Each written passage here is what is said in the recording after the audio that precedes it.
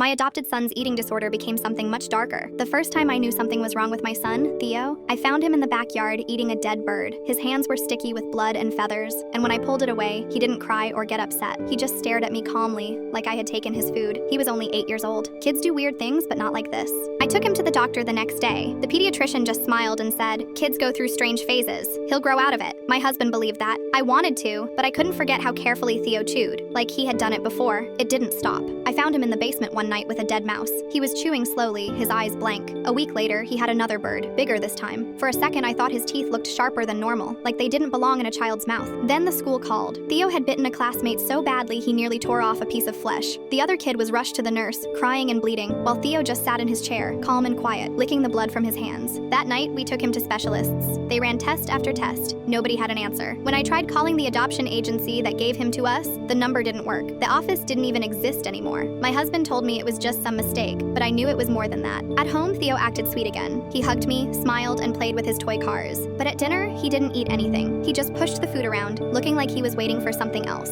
The next morning, a doctor called me. His voice was urgent. "Check the x-ray I sent you. Look at the second image." I opened the file on my phone. My stomach dropped. Buried deep in Theo's gums were long, sharp teeth, canines that looked more like fangs. "Bring him back now," the doctor said. "We've never seen anything like this." I rushed home, calling my husband again and again, but he never answered. When I opened the front door, I froze. My husband was lying on the floor, pale and still, his neck torn open. Blood was everywhere, and Theo was crouched over him, his face smeared red. He looked up at me with the sweetest smile. "Hi, Mom," he said softly. I was hungry. Then he grinned wider, and I saw them, rows of sharp, gleaming fangs where his baby teeth used to be. He tilted his head at me like an innocent little boy and whispered, "Don't worry, Mom, you're next."